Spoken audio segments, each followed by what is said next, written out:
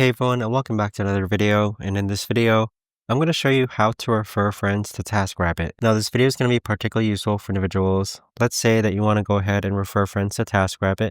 How do you actually go ahead about doing so? Now, this video is going to be short, sweet, and simple, guys. There's not going to be a lot of steps involved.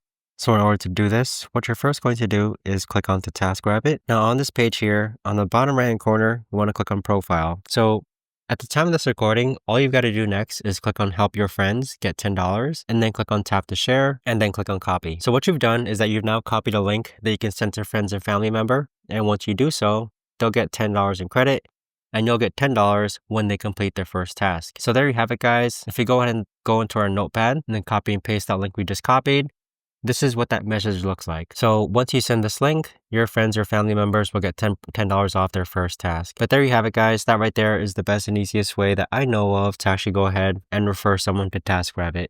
If you guys know of a better or easier way to actually do this, let me know in the comments down below. I would love to know. Thanks so much for watching, everyone, and I'll see you guys all in the next video.